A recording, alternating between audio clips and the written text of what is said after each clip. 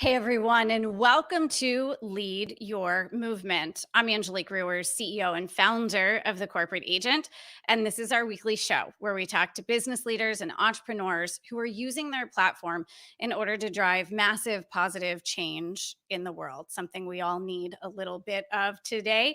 And on today's show, I'm going to be talking to someone who's very special to me. It's actually the very first mentor that I ever invested in as an entrepreneur. It was one of the best decisions that I ever could have made, was putting myself first in the business. It was a huge step and it completely changed the trajectory of my business and my life. And so it is a great honor to have this guest with us today, really a personal honor.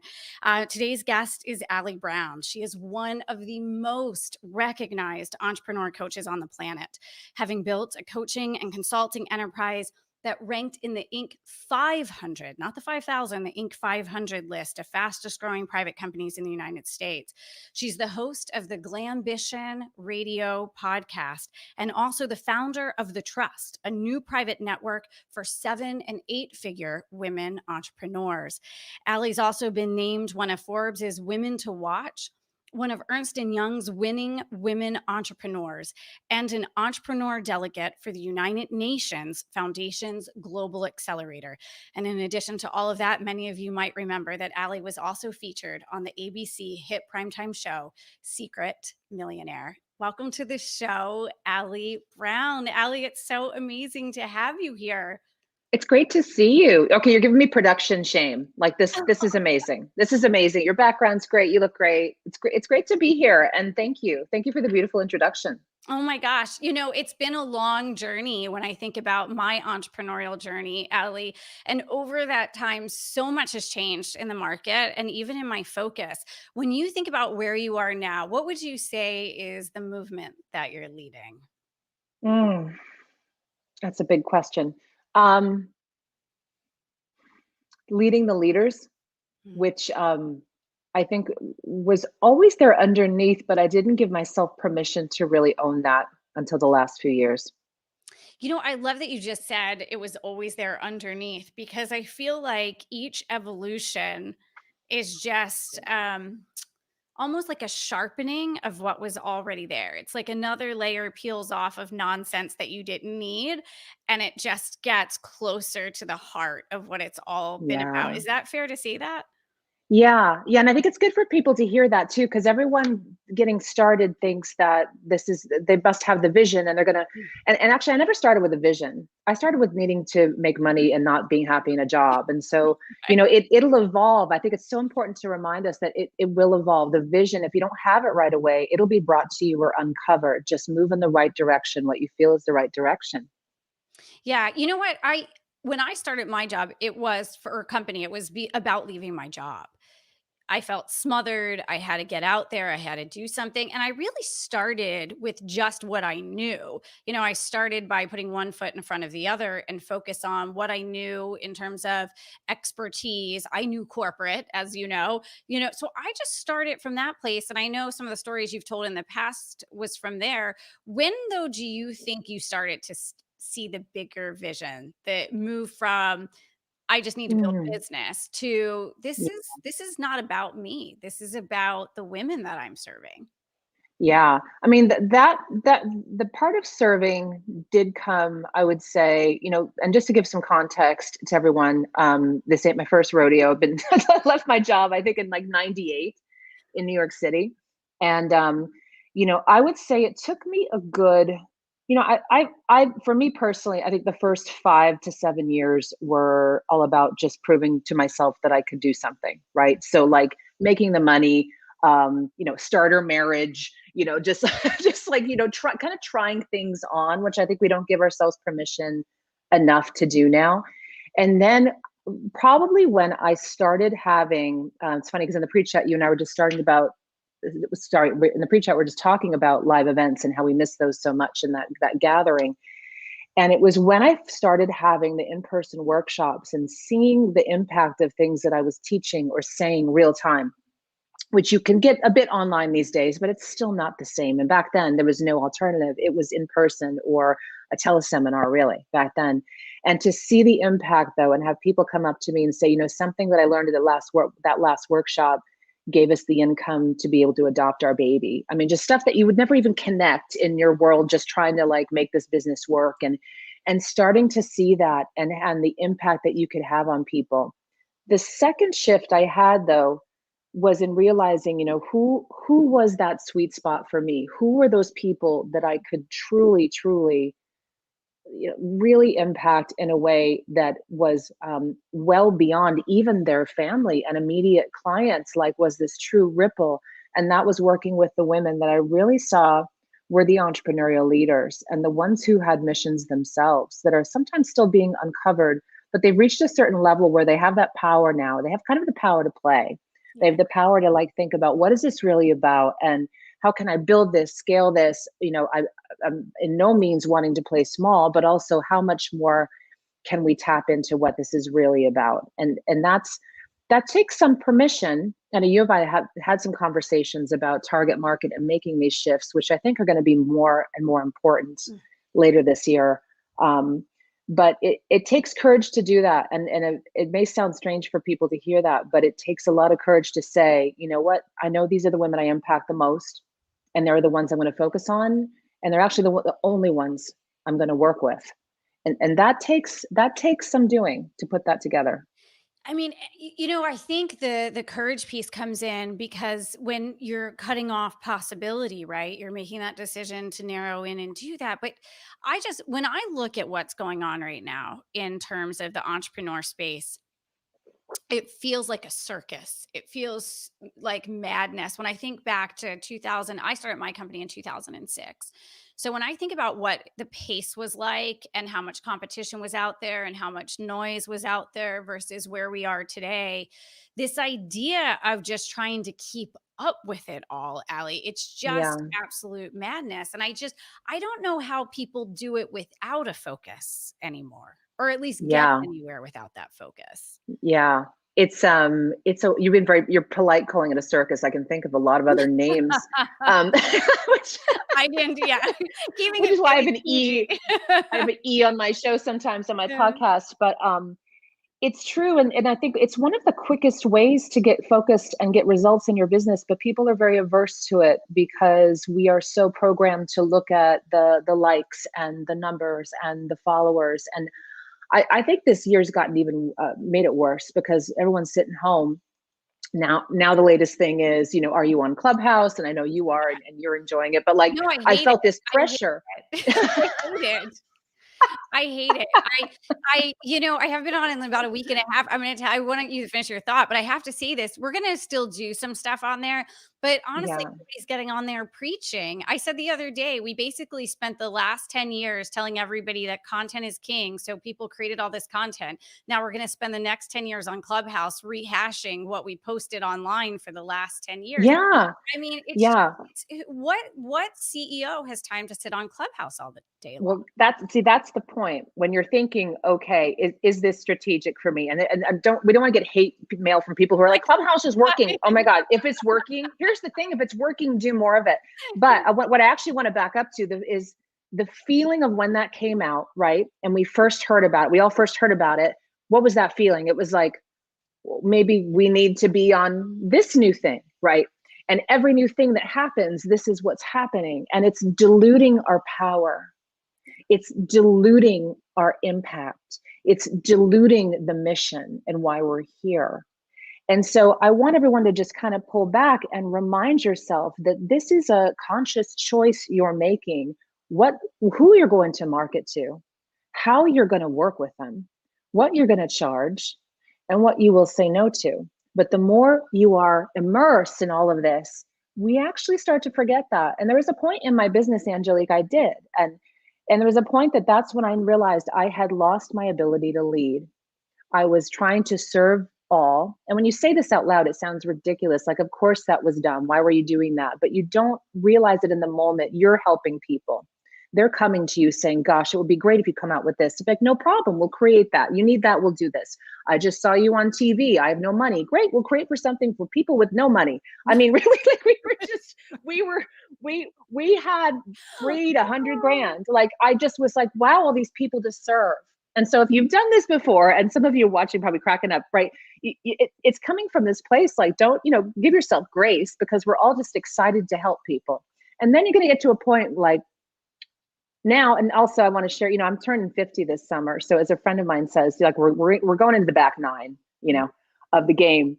And man, what is this really about? How do I know that I'll have the most impact and be in my own lane and be that category of one where it's suddenly simple and perfect, and they're people I want to work with, and it was hard to disassemble that, though. That took several years. So be gentle with yourself if you're in the middle of this. No, I appreciate you saying that. I do think you have to be gentle with yourself, but on the other hand, you have to make those tough decisions. You really can't be all things to all people. I also just want to point out that a lot of the people who sometimes have these great ideas about what you should do with your business are making no money in their own business. So just be mindful of where that advice is coming from. It looks easy from the outside, Allie. We get that all the time. It looks easy from the outside to build what we've built. I'm sure you've experienced that. Do you think you can have the glory without the gory part of it? Did you make that up? I like that. I don't know. Did I? I have no idea. What do you mean, though? I don't know if I Like, understand. because you've had the challenges over the years. You've made the mistakes. I have too. We've made good investments, bad investments. We've tried things that worked out. We've also had the, difficult clients, or, the difficult team member, or, that email at midnight that just pisses you off. It looks so easy, I think, from the outside. I don't think people really know what it means to own a 7 or 8 figure business sometimes. Yeah. And what it really takes to get there. Yeah. Oh, absolutely. I mean, this is just part of I remember going through some of this stuff. And I remember when I was making some of the big changes too, big changes where I knew that people were not happy, that why aren't you offering this anymore? We're being abandoned. I mean, like, just, that's when you realize how far you're in. You're like, oh my gosh, this is just getting weird. Wow. And I remember lying there next to Brett one night, and your spouse always knows, they can read you, and Brett's an amazing man, like, not telling me what to do, which is probably safest for him at most times, but he said, this is where everyone stops. This is usually where everyone stops, and you're going to keep going. And that is where a lot of people, I think, consciously or unconsciously, then will pull back, or they won't make the decision, or they'll kind of just quietly make change, or, you know what I mean? Instead of like saying, no, this is what we're doing. This is the strategic reason why we're doing it. And this is where we're going. And yeah, that's the stuff that it's not easy. And also my ego was screaming. My ego was not going down without a fight on that, about having the biggest events. I mean, we had acrobats at the one you came to, gosh. I think. Oh my we gosh. had I was going to ask you, do you miss Yeah. it? Like, come on, you have to miss a little bit, because I do. I mean, come on, those Shine events were fucking amazing. It was I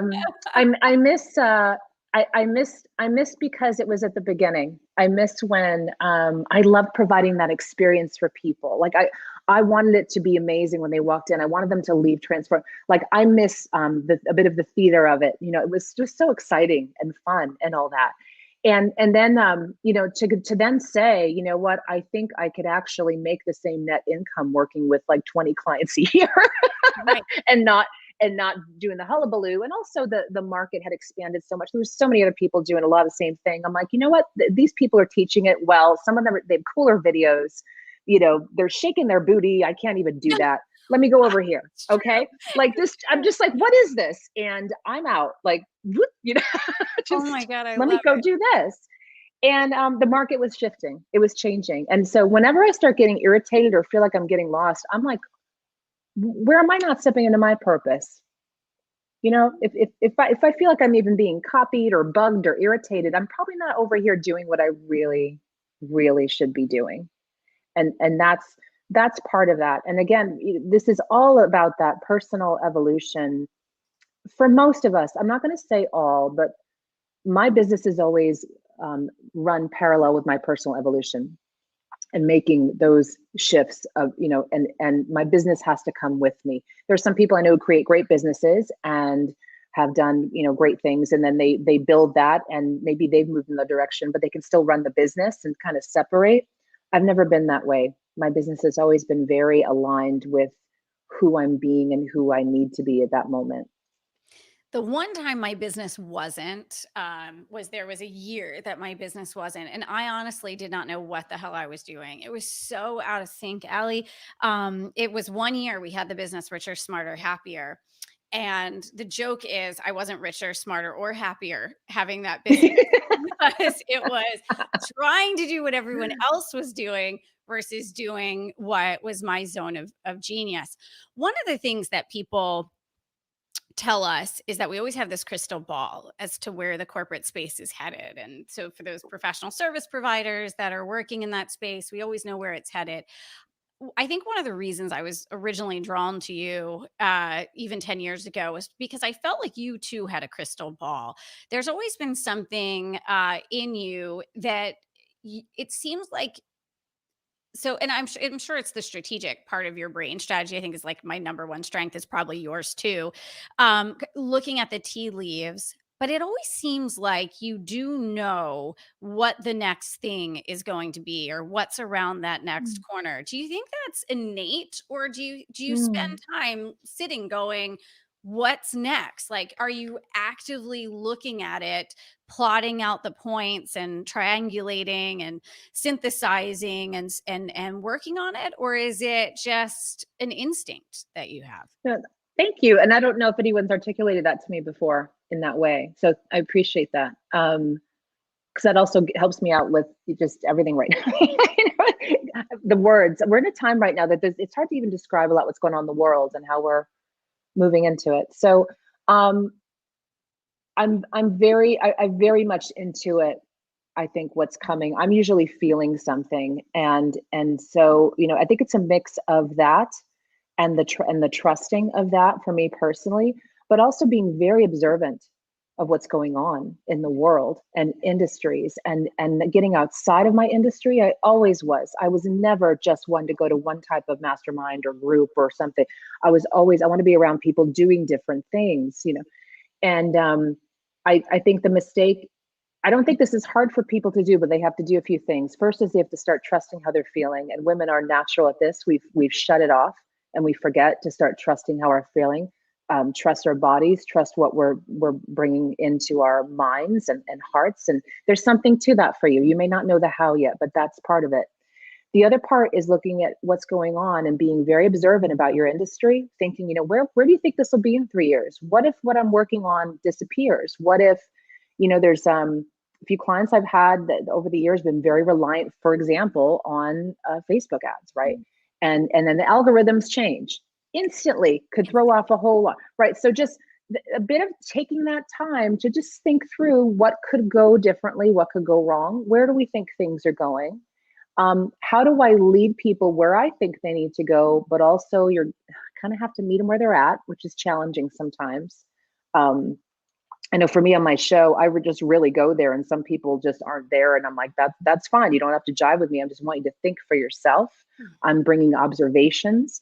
I'm bringing things that I'm picking up on. And I want everyone to start doing this for themselves, So it's a mix, but then once I'm locked in, that's when the strategy kicks in. If I'm locked in and say, I'm feeling this, I think this is the market, I think this is the way, then comes the research, right? Then comes figuring this out, like, oh, we could reach them this way. And actually there's a cool study that was just done, and let's dig into this. And what are the top 3 ways we should be doing?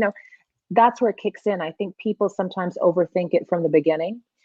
And this is why I miss the days before social and even like so much online, because what you would do today is start Googling it. What most of my career I had to do was feel into it, and then get some limited information. But there's so much now. We're actually being taught not to trust ourselves. We're being taught not to trust our bodies right now. We're being taught not to trust anything that is internal with us. And that has been the secret to everything I've done. And I really want to encourage people to tap back into that. And right now, the day we're recording this and we're live, there's some crazy, I just called one my planetary. Do you ever have a friend you call like, what's going on the Oh, planets? It can't be me.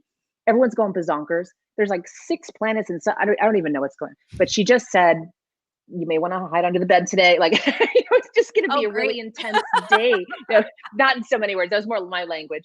But it's the whole lesson for us right now is feeling into it. And I think women have brought that to business. Man, now is the time. Now is the time to start trusting that and just explore what you're feeling.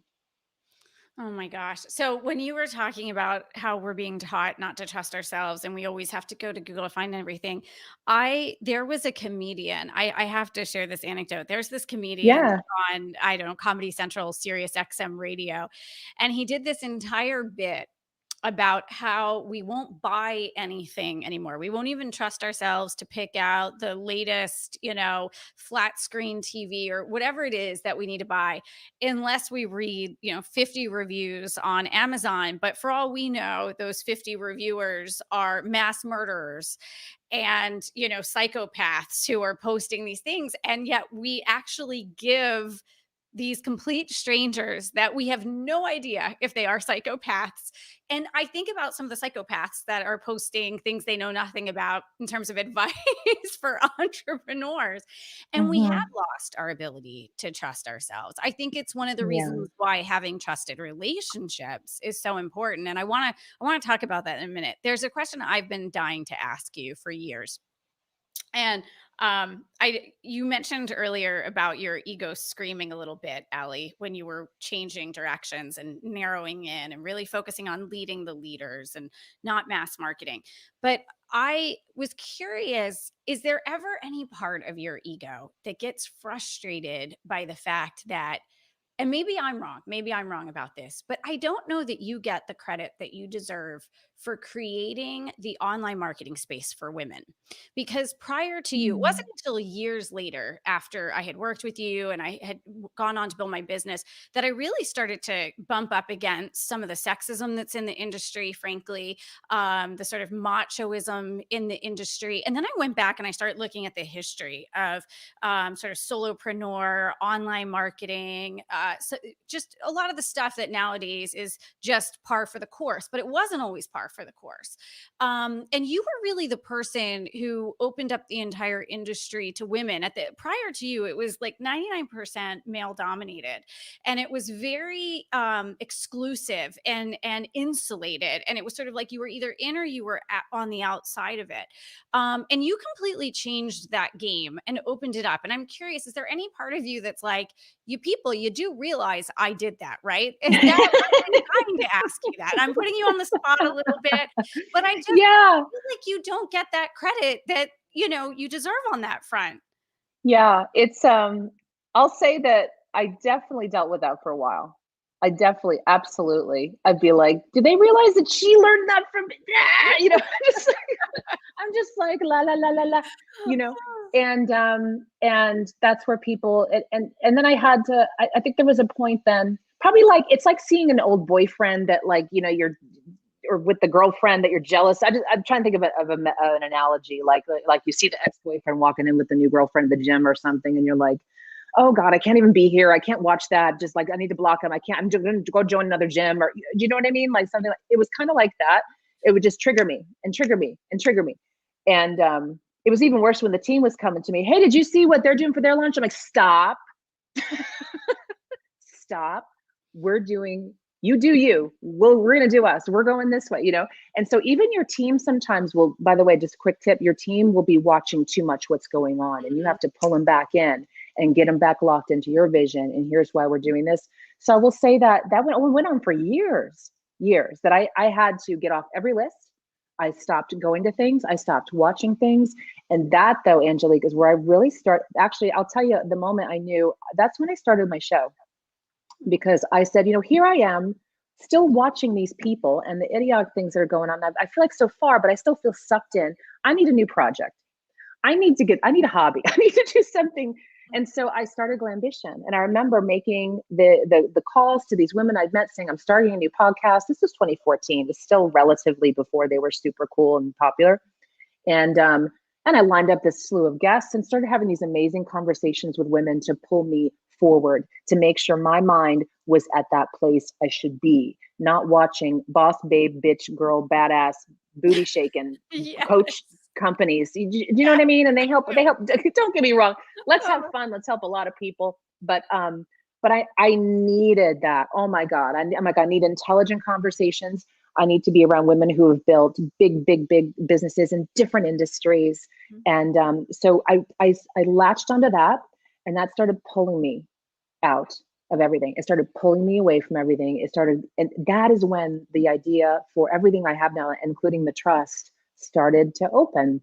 But you've got to make a conscious decision. If it bothers you, it's okay to admit it and just say, you know what, I can't be online and watch this. Like, it's just gross, or whatever you're dealing with. It's like being with, the game with the ex-boyfriend, right?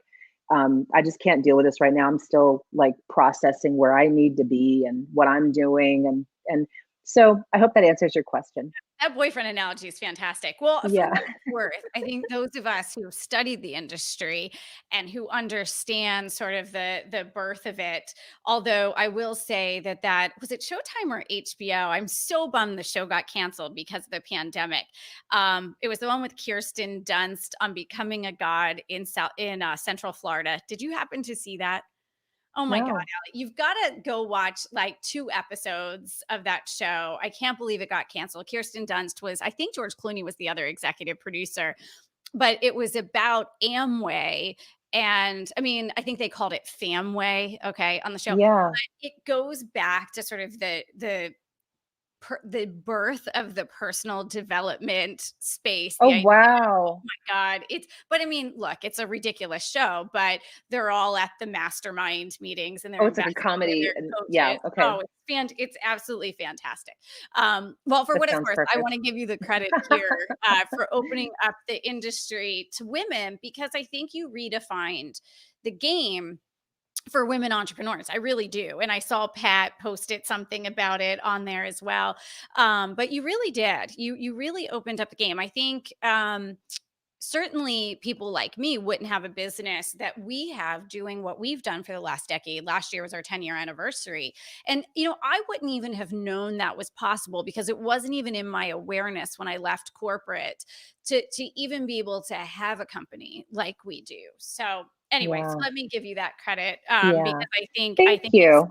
it's important that we all do that. So I want your team gave us. We were talking to your team in sort of the pre-interview, and you have this term that I love called the excellence burnout. Can you talk about what that is? Yeah. Um, and it's a term I use, but I tell you, the concept for me came from a book from Gay Hendricks. He's still Mm, around. It's a very simple read. It's called The Big Leap. And it's a book that I picked up, I think initially maybe 10 years ago, and kind of like, read it, was like, yeah, it's interesting. All right. Didn't hit me. Sometimes you read something and then I put it away, took it back out again. I would probably right after I had my twins, and you're doing a lot of cleaning out, and we'd moved here. I'm still getting to know my husband basically, and like it all happened so quickly. And I found that book again, and I read it, and I sobbed. I sobbed. I was like, oh my gosh, this describes exactly where I was trapped. So he talks about 3 basic levels of kind of like, not competence, but there's competence is your base level, and that's where you're doing something that you're decent at, and kind of, I'm grossly paraphrasing it, earning a living, and that's your skill. And many people out there live this way. It's fine. They have a job, they're happy with that, and they do what they do. But then there's excellence. There's a level that what you're good at. People tell you what you're good at, and you get really good at it, and you can build a whole business around that, and it becomes what you're known for. It becomes what people rely on you for. It becomes your identity. You hear where I'm going? It becomes just everything. Like, oh, she's known for X. And the next level, though, is genius. mm, And genius is where it's scary to go, where you're saying no to maybe things that everyone relied on you for before, or that built your business to a certain point. And genius is that little weird place where I know that I had to deal with, deciding, was I going to go there or not? And I put it off for a while. And that's when you get something I would call excellence burnout. And I'll say there's new levels to this. Um, it's kind of like you go through this ascension again. It's like our own little Maslow's hierarchy of evolving. And then we think we're kind of done. And then there's a whole other level. And so that excellence burnout is where you do feel a bit trapped. Like, you're good at what you're doing. Nothing's wrong, right? Nothing's wrong with the business. You're helping a lot of people make a ton of money. Like, what am I? And women especially, I think we feel guilty.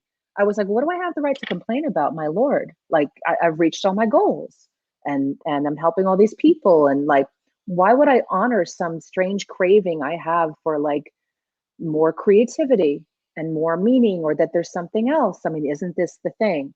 So if you're interested in that, pick up the book. It's The Big Leap. And just so many things grabbed me from that. And when I have a client who comes in to work with me, if I feel like there may be a little something going on, I don't do it the first meeting, but I wait a bit, and then I kind of slip it in. I say, hey, this may this sound like an AA thing or something. You may want to read this brochure. If you have a problem. As long as you're not slipping in the Famway brochure. Yeah, but this is the exciting thing, just to wrap up, is that, look, especially for women right now, this is still all relatively new for us. The idea that we have all these opportunities and all these exciting things, and especially with the whole online boom. So don't necessarily get trapped though in what you thought you had to build. There may be something just really delicious above that, where it gets even easier and even better. Yeah, it's that trapped piece, because I think so many folks, Allie, they look at what everyone else is doing thinking that's the right model. Um, Yeah.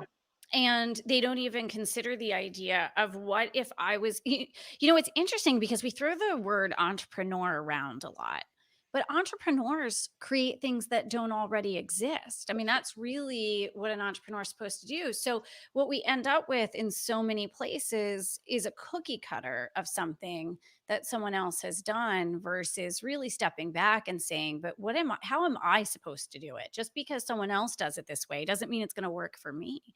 Um, Yeah. and it's almost like, how, well, I don't want to use that analogy. I'll get hate mail for that analogy. I was just thinking about how when you have too much of the same, how it actually bakes in that flaw into it, right? So you really have to look at, we talk about diversification of portfolios, for Mm. example, right? If you put Hmm. all of your money, if all of your money or all of your stocks were in hotels and airlines, probably Yeah. wasn't a good year for you, right? Yeah. Financially. So that idea of really diversifying your business from the perspective of the model that you create and looking at what's going to work. I think one of the Hmm. best ways to do that is to surround yourself with other smart people. We really emphasize that in our community, because we really do believe that selling to corporate is its own animal, and you should talk to other smart people that are selling to corporate, Yeah. right? But you really, I mean, I think one of the big pivots you made was putting relationships at the forefront of what you're doing in your business, and really creating space for women to forge those relationships and cross pollinate ideas Hmm. into different spaces. So, can you talk a little bit about that? Yeah. And again, there are times for all of this, and there are times that you'll do both. And if you want to learn about a new industry or model or specific strategy, go learn from that person. Angelique, you are the go-to person for learning to sell to corporate, right? Like, and you want to be around people like that. And then there's other times you're going to need, maybe at the same time, want to be around people with a variety of experiences, with skill sets, different industries, which I didn't really understand until, way back, going back to those, the days, but when I was the only woman in a 21 guy mastermind. Imagine, I won't even tell you the jokes. I mean, like, way before me too. Like, I'd just be like, ha ha ha. Okay, guys, let's get back to the business models. You know, and but I remember being in those groups and thinking, well, gosh, what am I going to learn from the real estate guy? You know what I mean? Like, I'm doing online marketing stuff, and then he has some sales conversation thing that he shared. I was like, wow, all right, that's amazing. And then someone else was in like martial arts, but they were talking about something that they were doing with their clients, and I was like, oh, that's a really great idea for membership retention. I'm going to write that down. That's when I really started to appreciate having a variety of industries in there. People can get very myopic and very locked in to their industry models. And models are great where you know you have a plan, you're going to give me the recipe, I'm going, let's do it. But make sure you're always open, because that next level for you is probably not in that space. Like if you're thinking, if you start to crave different ideas, maybe just getting some new perspectives on things or new things that you can inject to the model that may have not been done, that's where you have to kind of look outside, put that cookbook, keep it on your desk, but also be looking around outside of you. And that's one of the reasons when I created the trust, it's very interesting because I had people ask, is this all people from one type of industry? They just may have assumed that. I said, we have commercial real estate women in there. We have women in healthcare. We have women from just some coaches and consultants, yes, but it's all over the map. And you just be amazed at the conversations. And for the women at this level, the cross-pollination of ideas then that happens. Just a quick example, we'll be on what we're just had a Zoom gathering, and now we're excited to be in Miami in a few weeks. Most of the group does want to come. We're just so excited to gather and see each other in person. And conversation, there was one of the members who said, you know what, I have actually banked a bit this year. It's been a better year than we thought. I'd like to invest in some commercial real estate. Someone across the screen's like, in the Brady Bunch, like, okay, they said, hey, there's a great SBA program for commercial real estate loans or something. And so there's this conversation now happening that I feel like the godmother of, bringing these women together. And for me, the joy, Angelique, now is it's not about me. It's not about what I'm teaching. I'm holding the space. I'm attracting the people. I'm leading the mission, but holding the space for these women to come together, because I really feel our resources and our courage have not caught up with our opportunity. People need to think forward this way. Oh my gosh. That term, holding the space, years ago, a decade ago, I don't know that I would have understood what that meant, Allie. Now that we have the community that we do, it's it takes on this life of its own that is so beyond you. And the stuff that happens within these kinds of communities is just absolute magic. Someone asked a question. I'm curious what you have to say about it. And thank you for that, Beatrice. That's really kind of you to say. I don't know if Allie, if you can see that statement there from Beatrice. So thank I you don't, very much. nope, I don't, but thank you. Sounds good. You can put that up there. She said, Oh, okay. over the last 10 years, you've both been an example of adaptability, understanding where the trends in business and acquisition are going. So thank you for that. Ah. I think someone asked a question. I'm curious what you say about this. Any recommendations on leading a soul-led business mastermind? And I'm curious what you have to say about that, because I think you're someone who has always led very intuitively and incredibly connected, even if you didn't always talk about it. Yeah. What are your thoughts on that? Oh, I think it's the future. I think it is the future. I think that what we're witnessing right now, and we're seeing this big schism. Is that the right word? Chasm, schism. I think we can see there. Yeah, we've had this separation of the spiritual and the practical for so long, right? And right now is this giant show. I don't know if you swear in the show, but just the last year or two, energetically, I'm going to get a little deep or planetary, whatever. There's all these forces at work right now. What you are seeing right now is everything coming up to be dealt with, healed, corrected in the span of like 2 years, and that's more in the history of the planet. So there's all this intensity. But when we're through this, we're going to have realized that this was the merging of finally us honoring that spiritual along with the practical. I think there's going to be more demand for that than ever. It's interesting because it's even happening behind the doors, really in the trust. And I was like, I'm not going to go call this some, spiritual group, but you have to see where the market is and see what they want to hear or not. But I knew I wanted a certain level for the group for revenues and business accomplishments. But then there's really this soul evolution in there. But I think that's absolutely the future. People are going to be looking for how to work in the new 5D kind of reality that we're moving into.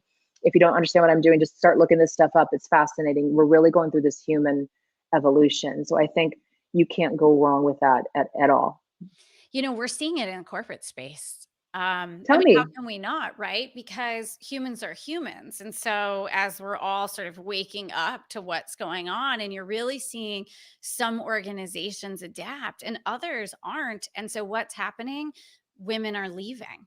All these women are this mass. And, I know the pandemic has been, almost a mass trigger of that this past year, but it Yeah. was already happening. I mean, I It's like think the final push. it was the Mhm. final push. Yeah, I mean, we saw, Yeah. I think it was, God, it's been probably 6, 7 years ago, Harvard Business Review called women the canaries in the coal mine, in terms Mm. of what's happening, right? And they made that prediction 6, 7, 8 years ago. But when Wow. we look at it, I feel like we're seeing it in corporate. We're seeing it in the entrepreneur space because I think a lot of women are rejecting sort of the macho, some of the sort of machoism, the very aggressive type of marketing that's out there. We're seeing it in the way that we collaborate, which you're talking about in the trust, and we see it in our community. Just the more our community is not all women, but just that sort of more conscious collaboration that's happening, Allie. Where is this all headed, you think? If you look in your I'm curious to know if you're looking in your crystal ball 3, 5 years from now, what do you see? Mm. Um, I think we won't be wearing masks. Hopefully, I Thank don't God. know. Wait, is that gonna get us censored now? No. So no. Um, I do think I think right now, okay, that will be where we saw people who jumped on opportunities that they felt. So I think 3 to 5 years, you're going to see the results of the things that if you're feeling now and act on, that's when you'll really be seeing who was thinking ahead, who was feeling ahead, who kind of knew what was going on and started to build what they were building. So I know that the question came in, for example, about the soul based mastermind, or just starting it now. And it may start a little steady, little solid, but man, those are the things that if you tap into now how people are feeling, it's really going to be out in a few years. So many industries ripe with opportunity right now. And just look outside your door, everybody. Anything you see disrupting, go like, where can we use a better model? Education, health, right? Wellness, public safety, anything you see right now, like, wow, that old model never really worked and it's blowing up. Like, what could we create? A new system, a new method, a new tool? Start having fun like this, start thinking like this. This is how the big entrepreneurs think. And I'd love to see, especially more women do that. Oh, I'm into that. We're always saying to people, why don't you look at what's not working? Most things don't work that well. It's the thing. Like, most companies, we see this all the time. Most companies survive in spite of themselves. No, True. seriously, It's so right? Like true. most companies survive in spite. So, I mean, there's so much opportunity. I think the biggest mistake personally that people can make right now is feeling like it's all already been done. People ask us, how do I stand out? How do we do something different? I'm like, look, a lot of what's been done doesn't work all that well anyway. So the Yeah. idea that there's not room for you, or I think you used an expression earlier, Allie, about being that category of one. There's so much opportunity to do that right now.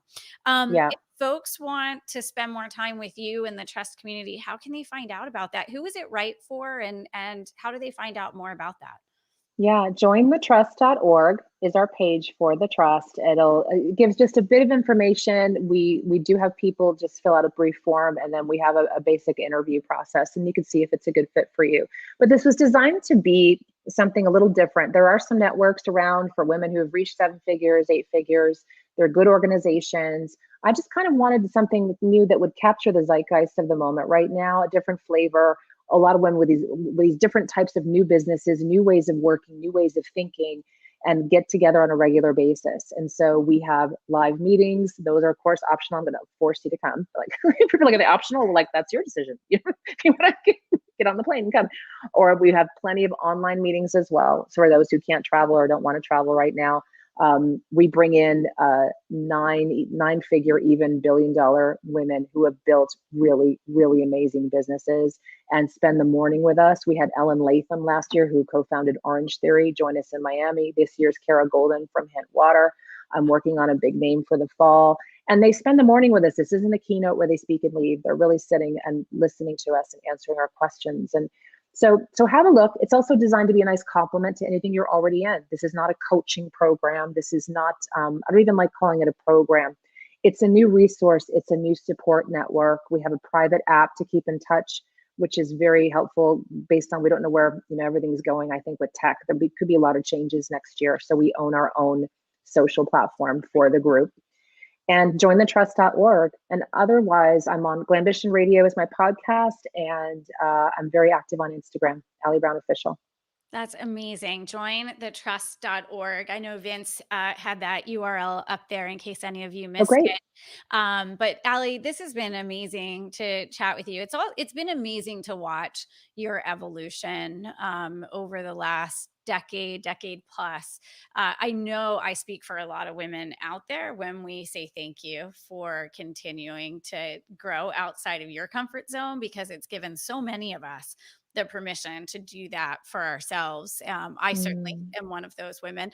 So I really appreciate you. And I know that it's not always easy to do it, but I certainly personally appreciate it. And I'm sure there are hundreds of thousands of women who feel the same, even though I can only speak for myself. So Aw, thank you thank you, so Emily. You're much. a rock star. I've known you were ever since you were on stage, like over 10 years ago, and just blown away what you've done. And I just texted my team. I'm like, look at what Angelique's doing with her show. We need to do all this stuff.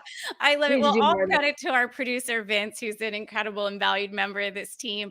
But thank you for being here. Everybody, check out jointhetrust.org. And of course, don't miss Allie's Glambition podcast if you haven't watched it. It really, or listened to it, I should say. It is a really fantastic show. The interviews are just incredible discussions, not much different from this incredible discussion that Allie had with me today. Allie, thanks for being here. I really appreciate it. It was great. Thanks, and bye.